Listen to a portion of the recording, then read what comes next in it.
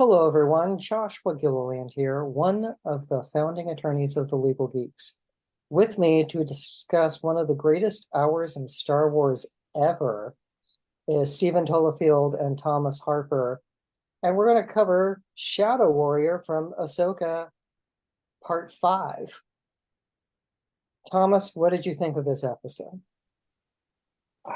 Where do you start? It felt like uh, a moment where the camera sort of zoomed out and you saw the whole picture. Like we've been playing with all these puzzle pieces for the last 15 years, and now we don't see the whole puzzle, but we see a good chunk of it, and it was just awesome. And seeing it in live action was just, I had goosebumps the whole time. Stephen, how about you? Yeah, it was amazing to see those iconic battles from the Clone Wars in live action. And Ashley Eckstein, of course, will always be kind of the young Ahsoka to me, but Ariana Greenblatt was pretty amazing as the live action version. And that was really fun to see. She was great. I kind of hadn't put two and two together that she had been in 65 with Adam Driver. And then when someone had mentioned that to me, I was like, of course, she's amazing. So it was really good. I liked it. Yeah, I was just awestruck by how it began. It's because we knew we're gonna get World Between Worlds. And they don't feel the need to explain this is Force Goes Anakin, even though he's not glowing and in Jedi robes. We just go. And because we basically have Ahsoka's perspective of she doesn't know what the hell's going on. She's just there trying to go, what? What just happened? I lost a fight. Okay, giddy up. We're gonna flashback. But she still is her, 45-year-old self going through this final lesson with her master. And that is just so trippy and over the top with Anakin being, we get the Vader references and his comment, is that what this is about? Yeah, dude, we're going to have to talk about this because that's a big thing. Your war crimes, that genocide that you were part of, it's hard to just give you a mulligan for that. We want to talk about this. But what a ride. And then all the stuff with Hera and Jason and our X-Wing pilots. The one unanswered question that kind of bothered me were the two downed X-Wings. Like we don't see them blow up. Like they're descending into the atmosphere. It looks like they could eject. Do those pilots who go swimming to pull Ahsoka out of the drink, are they rescued?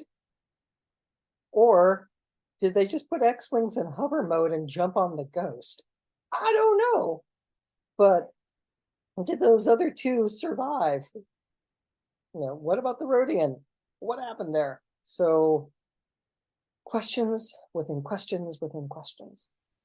Yeah, that Rodian probably worked really hard to be able to pilot an X-Wing with those hands that just seem to go like this. If you're Like listening to us, you know how Rodian hands work, dude. Yeah, some sort of adaptive controls, perhaps. it's like when you got flippers. Yeah, it's like how's this going to work? Like, what do we do here? So let's get into the legal analysis, which I think is all over the map. There are a couple big ones, and we should address the elephant in the room, or the six-legged walker in the room, with child soldiers. What do they mean that Ahsoka was a commander at what, 14? Leading troops into combat? Tom, you're our JAG officer. Help us. What's wrong with this picture? Yeah, what this episode really brought into sharp focus was just how young Ahsoka was. The scene, at least the main battle scene with the walkers and whatnot, I believe is a callback to or a flashback to the Battle of Teth. So if you go all the way back to her very first appearance in the Clone Wars movie, It's like her first bit of action under Ahsoka.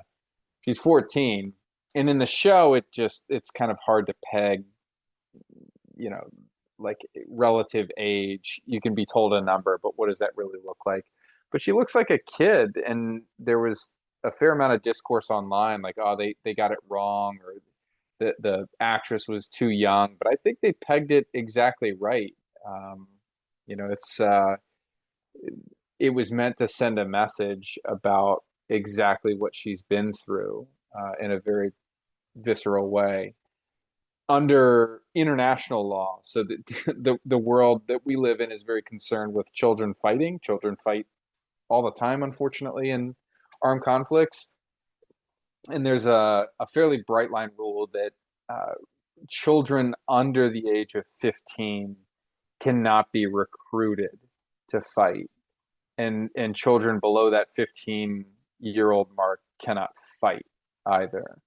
That doesn't mean that they don't, that they aren't recruited, that they don't, but that's the cut line. And the law has to establish lines, seemingly arbitrary ones, in all sorts of fashions, and that's where they've drawn this one.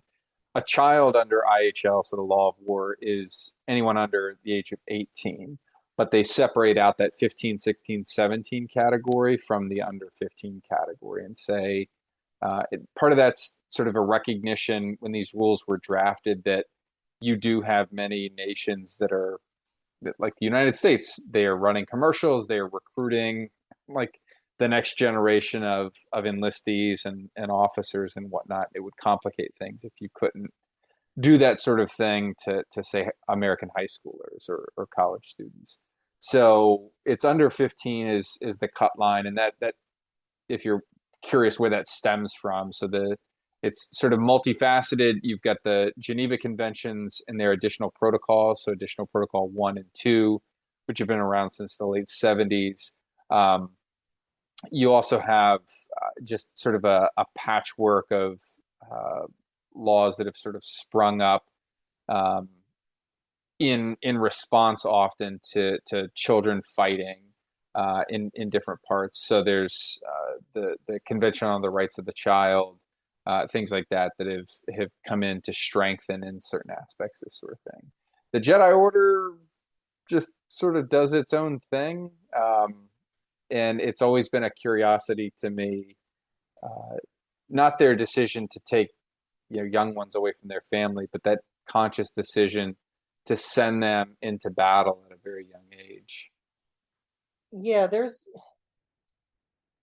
police officers can have a high school student on a ride along, but that doesn't include the SWAT team taking 14-year-olds to go breach a door to take out, drug dealers. Like, we don't do that. There's a difference between a high school ROTC program where the kids are, under 18 versus taking them into combat. Not only that, making them an officer in charge of troops. Like, all of this is profoundly terrifying and raises a Ferris Doctrine issue, because the Ferris Doctrine says, and this is a highly abridged summary of it, but military personnel and their families can't sue the government under the Federal Tort Claims Act for injuries that happen as an incident to their service. A 14-year-old in charge getting troopers killed is highly problematic, because now, granted, these are clones, so it's not like they have family members that can start suing. But if they did, it's like, what do you mean a 14-year-old was in charge? No. Like, and one way around the Ferris Doctrine is write to Congress, because nothing's, highlights the problem like a congressional hearing to go, hazing happened on an aircraft carrier and someone ended up with busted vertebrae? No. like, we don't do that here. We can at least ruin the careers of the people who, got people hurt. But this is a 14-year-old who was entrusted with command.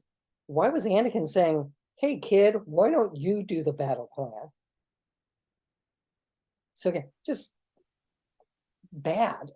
So Yeah. Stephen, And your it, thoughts? yeah, it just struck me that as you're talking about that I just, well, not just I read the Rise of the Red Blade book by Delilah Dawson that came out this year, and it struck me in that book that they did kind of tie some of the fact that the Jedi were getting so desperate during the Clone Wars for more Jedi because there were so few of them to begin with, and they were just being killed at these really high rates they hadn't been killed at before. So they were desperate for people to fill in the ranks to serve the Republic as peacekeepers, but then they wound up plucking from their ranks younger and younger and younger and sort of cannibalizing the younger generations more quickly, and it led a lot of them to the dark side actually, that because they were too young to be in those positions. So it was just an interesting take on and it's sort of an interesting perspective that Ahsoka didn't wind up going to the dark side, that she was able to sort of have this reconciliation, much later in life, of course, but that she was able to sever her life from the legacy that Anakin had told her that she was a part of, which had culminated in all this death and destruction. So I just thought it was an interesting way of how children are so damaged by violence, and of course by wartime violence too. It's just a whole other level.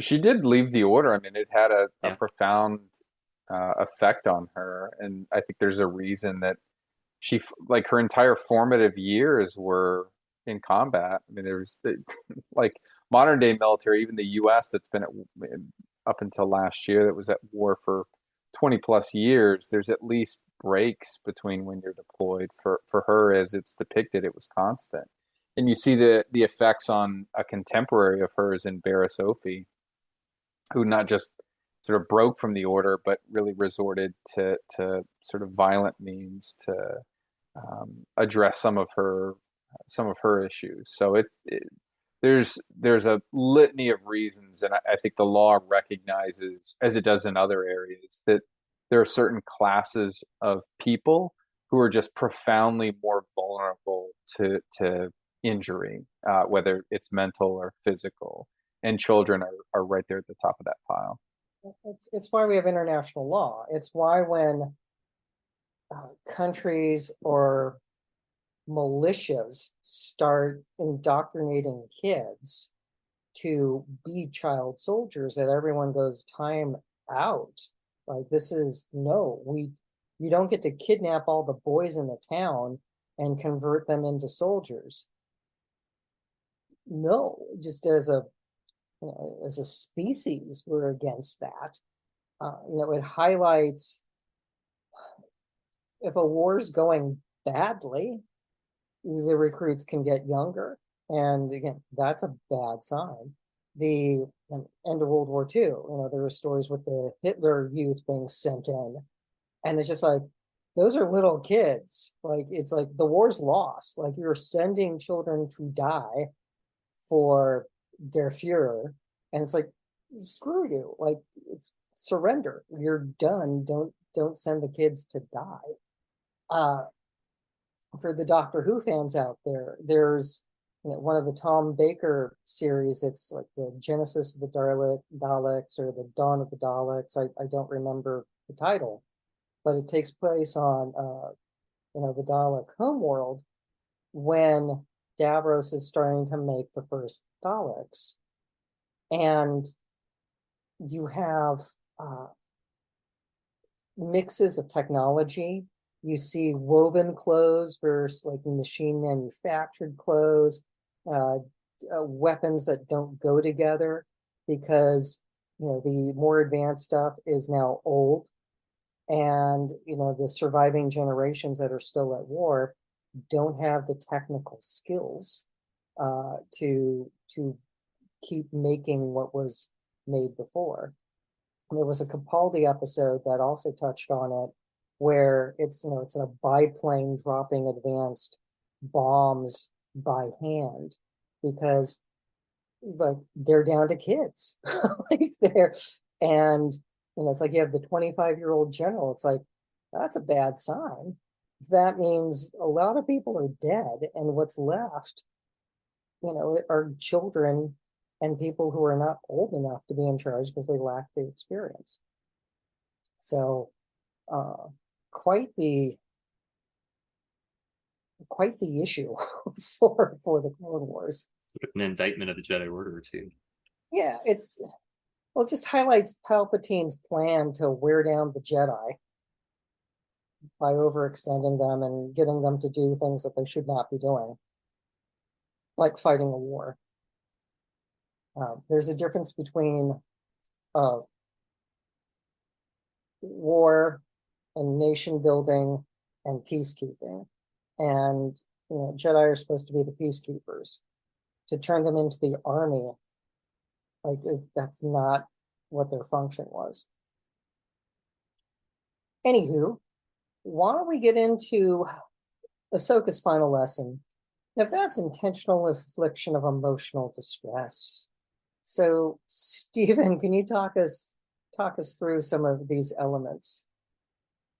Yeah, in IIED, as it's sort of affectionately referred to, is when someone has some sort of duty to the person who's injured, and then they behave in a way that is so outrageous and so hurtful that the victim or the plaintiff feels so bad that it amounts to a legal injury. And so the elements are that the conduct was outrageous, that the defendant did it intentionally, and it wasn't just sort of a mistake or something, that they actually wanted to do the conduct to cause the distress. That they did it knowing that it would cause the distress, or with reckless disregard. They just didn't care that it would injure the plaintiff like that the plaintiff actually feels the distress, and that the defendant was the substantial cause of that distress. So, but basically the idea is that that when you can't sue because someone calls you a bad name and you feel bad about it. This is like a whole other level of intentional sort of mental injury that someone intentionally inflicts upon you. And so Anakin here taking Ahsoka in her child form and exposing her to sort of these really painful memories in a way that is really meant to poke at her insecurities and her trauma, could certainly be framed by her as intentional infliction of emotional distress. Although, query whether she actually experiences emotional distress, because afterwards she seems to be at real peace. And so while the experience itself would be kind of harrowing, Anakin might have an argument to the jury that she can't establish the kind of damages, the kind of extreme emotional distress that would entitle her to recovery. Who has jurisdiction over the world between worlds? That's a really good question. Universal, it's everywhere. I mean, the Republic has a long arm statute, maybe. This is like, we'll take that injury. We're gonna pluck you right through that portal there. Yeah, that's a tough one.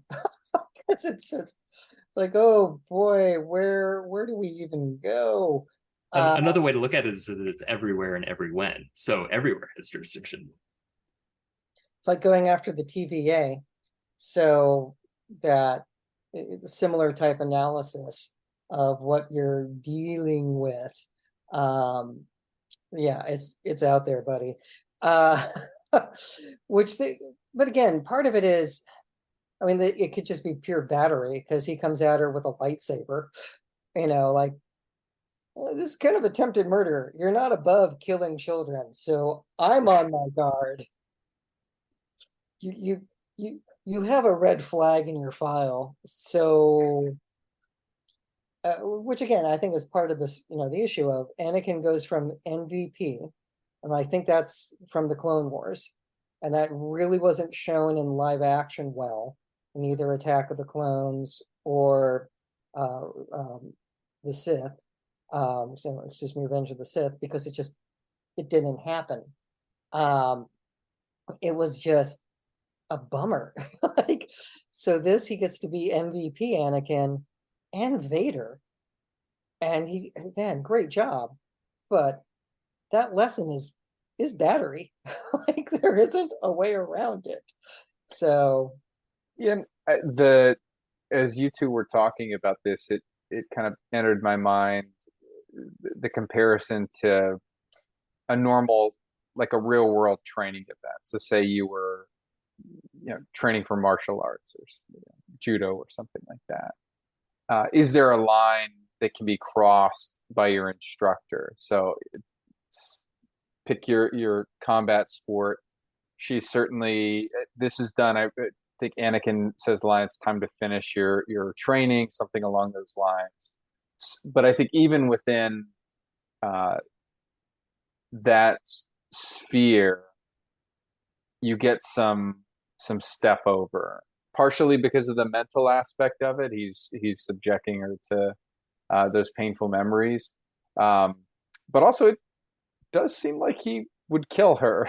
Like, he's not holding back anything, and you see that it's sort of like bone chilling to see Anakin in sort of his fullest form, like at the height of his power, right before his fall and immediately after his fall, before he loses to Obi-Wan. And so he's at his most dangerous in that context. I think certainly in our world, you could see a scenario in which you cross the line from instruction and training into criminal activities. I didn't pay for these lessons, kind of thing. But yeah, Sue is Force Ghost. Yeah, it's, again, he's not glowing blue, nor is he in Jedi robes, which Stephen and I talked about this last time with what are we dealing with here? Because the entire, from a certain point of view, Return of the Jedi book addresses that. Now, I haven't read that chapter yet. I did get the book. I'm not there yet. But that was like the natural progression for him to be in traditional Jedi robes. That's, Ahsoka never experienced him that way. And he's also not mentored her as a ghost either. So this is the first time they're interacting since, where they fought on that Sith home world that was where Kanan gets blinded. Malachor? Malachor. Yeah. Memories. Good memory. It's funny too, because Obi-Wan, when he was mentoring Luke in the original trilogy and appeared as a Force ghost, it was much more like kind of coaching or counseling. This relationship seemed much more intended to be like the Balrog versus Gandalf, where he's like harrowing her, and she's going to emerge from the experience a sort of transformed, purified version of herself that's left behind all the baggage that was kind of holding her back. So it's an interesting kind of much more kind of violence experience, a much more sort of physical and mentally distressing experience than what Luke went through. Although I guess learning that your father is the most evil man in the universe is probably pretty harrowing too. But yeah, I mean that is rough. But Kenobi never pulls Luke like out of Hoth into the world between worlds. So like what we have here is just different than anything we've seen before. It's also the second time Ahsoka's been saved in the world between worlds. So does she have a coupon, express pass? Frequent flyer. Yeah, it's just... we haven't seen the Convor yet, the bird that was kind of like in the world between worlds. I wonder if that's coming. Yeah, it's got to be. Up. Filoni's writing this. I would be shocked. There has to be a live action Loth Wolf at some point. I mean, if we've had Purgil the size of container ships, we're going to have, and some mountains, they're big. We're going to have more. Like, it's just that I'm sure he will check every box in this story because it's Filoni. Which then brings us to disobeying orders. So, Tom, we're going to need your help with this, but I find the command and control structure of the military of the New Republic profoundly stupid, great way to get everybody killed, and also will ignore problems until they're, fatal. But we will go after people who are trying to solve them. I mean, like it sends such a horrible message. But can you help us understand the duty to follow a lawful order, even if it's stupid? Yeah, yeah. There's stupid orders is not a defense that I'm aware of to the crime of disobeying orders. So this is a very uniquely military crime. It's found within the Uniform Code of Military Justice, so the military's criminal code. You also see it codified in the U.S. Code, but it exists because in order to do the things that a military needs to do, there has to be what we call good order and discipline. If you disobey your boss or your superior in your normal job, maybe you get yelled at, maybe you get fired, but really the stakes are different. You do that in the military, and in the most extreme circumstances, you could get killed, you could get others killed, things could be destroyed, bad things happen. So built within this is a punitive reinforcement to the orders of superiors. And it's not just officers, generals, and majors and commanders. It's an order that's issued by a superior, right? So the components of the crime are that there's an order that exists. It's got to be a lawful one. You've got to be aware of the order. There's no presumption that you're just aware of everything that a commander thinks or that your superior thinks, but you've got to be aware of the order. It's got to be direct, so there's got to be some specificity to it to do or not do something. And you've got to have deliberately disobeyed it.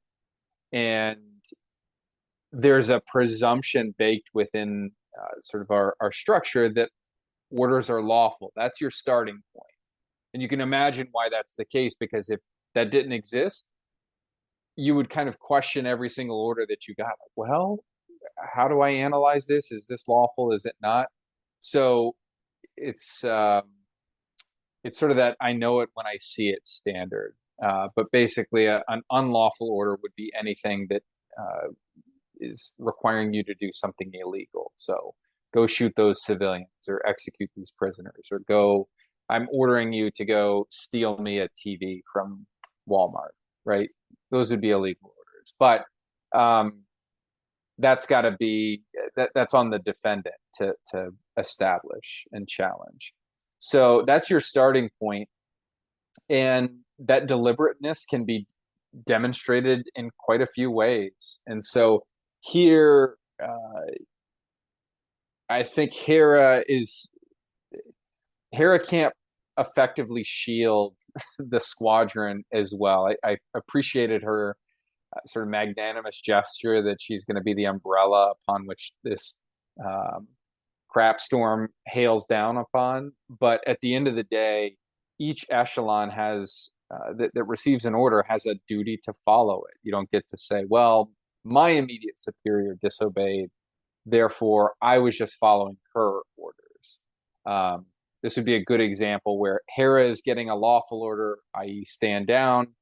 She can't then issue an order to do the opposite. That would be an illegal order, right? So in reality, Carson Teva and his squadron mates actually have a duty to not follow her orders under the circumstances. You can see how this pencil gets twisted pretty quickly. But under the circumstances, this is, I think, a really significant event, and one that really puts all of their careers in jeopardy, because this isn't just some order from a lieutenant, right? This is coming from the top down, from Mon Mothma.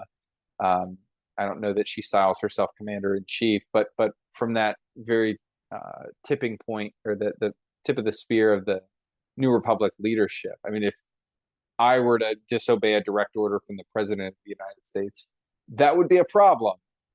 Hera's in the same boat here. So I think she's got some real issues. But what if you're friends with President Biden? Feel like And BF, feel like yeah, BFFs. exactly. Like Hera and Mon Mothma are tight. They have history.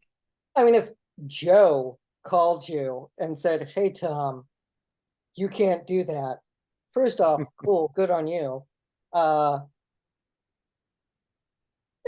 sure you could talk it through, but That is an interesting question though, because I think it would go to the question of whether you understood it to be an order, and how you interact with someone is weighs pretty heavily on that. I've thought about that quite a bit, where in my service, I'm really tight with paralegals that we work with closely. You get nested in on a trial or something like that. You're working in the trenches together, and that line starts to blur. Not professionally, like there's still that dividing line. But I sometimes wonder, is what I'm saying being perceived as an order to do this? And so you could see a scenario in which Hera says, "Well, we were just talking as longtime friends. I didn't understand what you mean, what you were saying to be an order." But this is played out to the point where I think that defense is gone for Hera. She is very clear. They've sent a squadron to intercept, or a small subset of a fleet to intercept her. The writing is clearly on the wall. yeah, 3 capital ships to go after a general trying to stop a war criminal from coming back, like, highlights how messed up and wrong their priorities are.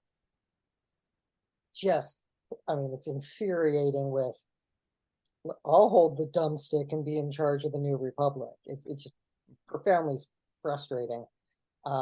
Again, it's like the mayor from Jaws. I'm going to wait for the problem to swim up and bite me in the ass.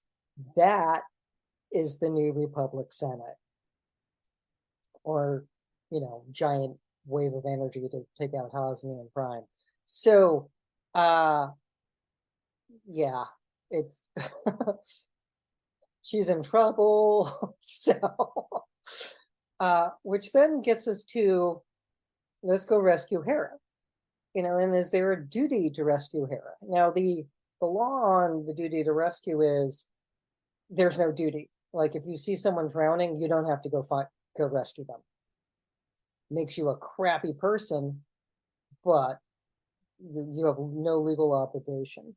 And that kind of goes back to the old hue and cry laws of the old world, of someone goes, "Stop thief," and others would have to then go chase the thief. We don't have that. We don't have anything like that. Stephen, what are your thoughts with, is there a special relationship, some connection? Like, is Jason carrying lightsabers, a reason to go send out 3 X-Wings and Mom to go try to find Ahsoka? Yeah, I mean, like you said, legally, no. I think that because you can see someone get hurt and just keep walking. That's there's no duty, no legal duty, moral one arguably, but no legal duty to, like, they can't sue you for not stopping and helping the people who are injured. But it's interesting because in fact, if you did help at common law, you were then liable for any injuries that you caused while helping. So that was sort of, in fact, our law for a really long time had this baked in counter incentive to prevent people from helping, because people didn't want to be liable for any injuries or making things worse that they might inadvertently cause. Now we have a lot of Good Samaritan laws that shield people from liability if they try to do the right thing, but for whatever reason, the injured person remains injured or gets worse. But yeah, and it's interesting that this duty to rescue Ahsoka is occurring, that sort of conflict between Carson and Hera, and sort of the skepticism of Jason's perception of the situation is happening while Ahsoka is reflecting on her own duty to the clones and her obligations to keep them safe and to protect them versus putting them in harm's way as a general in a battle. And I thought it was an interesting kind of juxtaposition of those reflections on duty and what you have to do to take care of people around you. Of course, in war, I correct me if I'm wrong, Thomas, but as you say, if it's a lawful order, it's sort of assumed that soldiers are going to get hurt. That's kind of one of the reasons why they're there, and they've assumed that risk. Another reason why children can't be soldiers, because they don't appreciate risks like adults can. But she still wants to protect them and wants to do right by them, which is interesting. How that's reflected in Jason and Hera's persisting in their search for her beyond what Carson thinks is prudent. I thought it was a really neat way of telling that story. And what's maybe counterintuitive on the military side of things is that there is no duty to rescue that's imbued by military service, right? So military members don't have some special duty to rescue civilians. If I'm driving down the road, I don't carry an additional legal burden by virtue of my service. And likewise, there's no legal duty for the military to rescue its own. Now, is that the practice of things? No, absolutely not. Heaven and earth get moved if a soldier goes missing, is feared capture, that sort of thing. So, but that's not based on a legal duty that would be backed up by some sort of liability, criminal or otherwise. And that kind of runs counter. I tell people that a lot, and they're like, well, wait a minute. Like, the military doesn't have to rescue its own. Like, we really don't need a punitive law to like make sure that happens. It's good for morale and unit cohesion that it's like, don't worry, we will come get you, because I want you to come get me if I'm out in the jungle or desert or drifting on a plank hoping someone saves me. So yeah, like, we'll go get you, because that's the deal. But it's also important to go, like, we don't have that written down as a law. It's just the policy of what we do. Yeah. Which then brings us to two big things. It's a little revisiting of the lawful orders. Carson, is stalling while Ahsoka and Hera are flirting with what we would consider the Marine Mammal Protection Act. Like, you don't go out and pet the whale. You don't swim with Shamu. You don't hold on to the dolphin and, you guys go skipping through the water together. Cool, yes. Not legal. Like, you're not supposed to ride the dolphin. Same could be said for Ahsoka. Doesn't touch the whale, but she's using the Force to communicate with the whale. And then the whale opens its mouth and they take the ship in for a ride. Star Wars. It's so weird and dumb. I love it. It's like, I'm like, look, we got the space slug with the Falcon. We know ships can fit in a big spacey creature. And I'm down with it. But like, in our laws, you don't ride whales. Now, whales and dolphins have been used by the military for go out and find the bomb. And there's rumors that Russia has used marine animals to carry out operations as well, which is, again, weird. But with those exceptions, and Tom, do you know if the military is still doing anything with marine mammals? It's classified. No, I'm kidding. I'm sure that the Navy is doing something or other. Interestingly, you mentioned Russia. There's evidence that down in Sevastopol, so their port down in Crimea, that they had dolphin pens down there, and that they were being used for some purpose, probably detection or something like that, early warning. Not that has done them any good. I don't think the Ukrainians have targeted the dolphins that I know of, but bigger fish to fry. pun intended. Yeah, they're really good at taking out Russian warships, so that has to be loud for the dolphin under the water to go like, oh no, biggie boom. Yeah, it was when I was looking at the Marine Mammal Protection Act a couple of weeks ago. I was surprised to sort of see that there's a provision in there for the prohibition of harassing marine mammals. You can get a waiver of that for military activities. So, for example, if you're testing sonar or something in San Diego, they might apply to the environmental agencies for some sort of exemption from the prohibitions of the Marine Mammal Protection Act. So it conceivably, Ahsoka could have contacted the environmental agencies of the New Republic, said, hey, we want to use these endangered species for this tangentially military activity. Would that be okay? But it takes a long time, obviously, for those permits to be issued, and not something that's done on an emergency basis like this. Because if you know the emergency's coming, like it's like you have time for the paperwork. It lessens the emergency if you're prepared for it. That said, yeah, that was a great way to end. But Carson stalling goes to the lawful order issue, and when they see the Purrgil headed towards the fleet and they're like evasive maneuvers, they're dodging whales of all kinds of sizes, from X-wing size to bigger than the capital ships. I love that it's a literal pod. They've leaned completely into the whale comparison. Which means there's whale-like creatures at least on some Star Warsy planet, so they can use the term whale as a way that we'll understand. Purrgil calves. Yeah.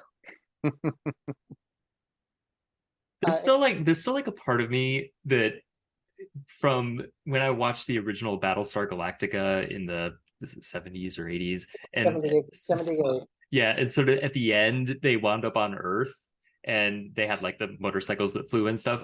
There's a part of me that's like, are they gonna fly to another galaxy and it's gonna be Earth, and we'll have like Ahsoka hanging out and they'll see like the actual whales and there'll be like this whole Star Trek the way journey home situation. Yeah, that entire other galaxy thing could be fraught with poor storytelling or brilliant. So, like, again, wild cards. The first off, Battlestar Galactica premiered on my 4th birthday. So 5th birthday was Star Blazers. So I had a lucky childhood. Yeah. Yep. With 2 fantastic sci-fi shows. Yeah, we just realized that yesterday was the premiere was the US premiere of Battle of the Planets 40 years ago. Something is that right? 40 years ago? Maybe 45? I mean, something like that. Yeah, it must have been closer to 45, I guess, but yeah. Battle of the Planet, I've only seen that like once in childhood, and that's still out there. It's good. I need to revisit it. I do strongly recommend the reboot of Star Blazers. So it's 2199 and 2202. Brilliantly done, better stories than the original. And they're live action too, right? There's at least one live action version, right? And that's horrible. I can say I watched that. The revisionist history of the Yamato set sail in 1945 for peace. I gave the TV screen the middle finger at that point, because it was just, no, you don't get to whitewash Imperial Japan butchering people. No. The animes, especially the reboot, do address the horrors of war, and the lead character is always horrified to use the wave motion gun.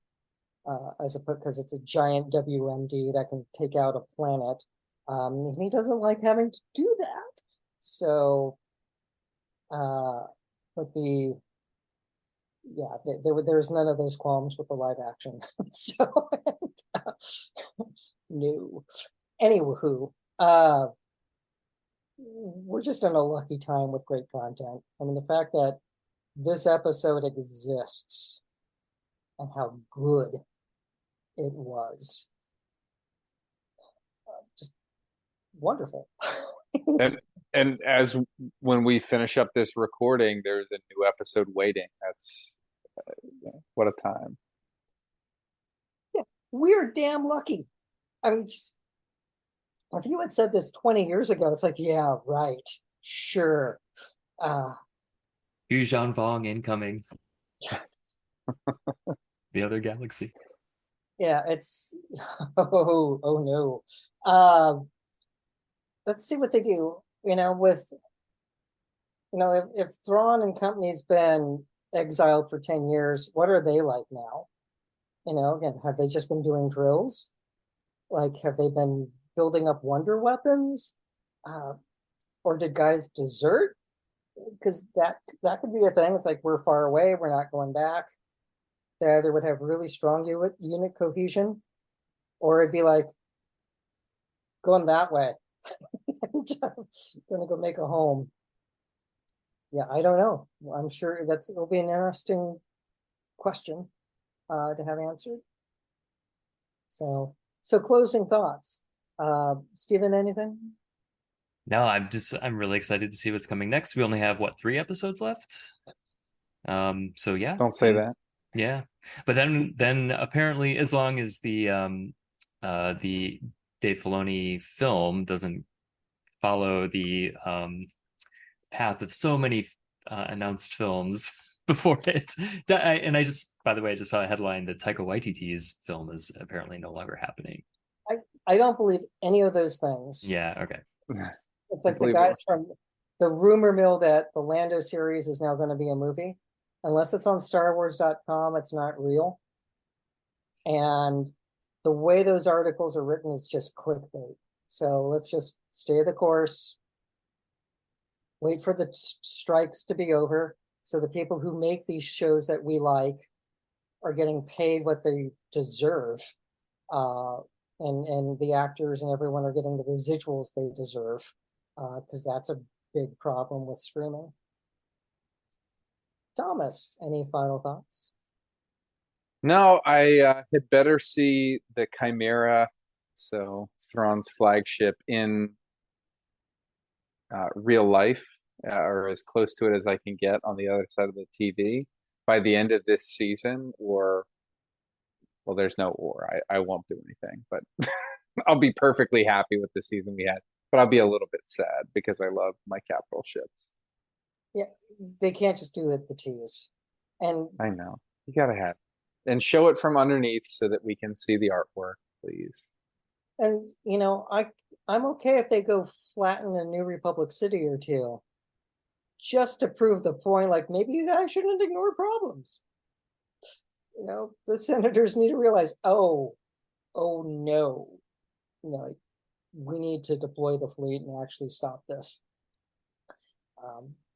On the flip side, could be the running theme through Mando season 4 and whatever other shows are in development. So stay tuned.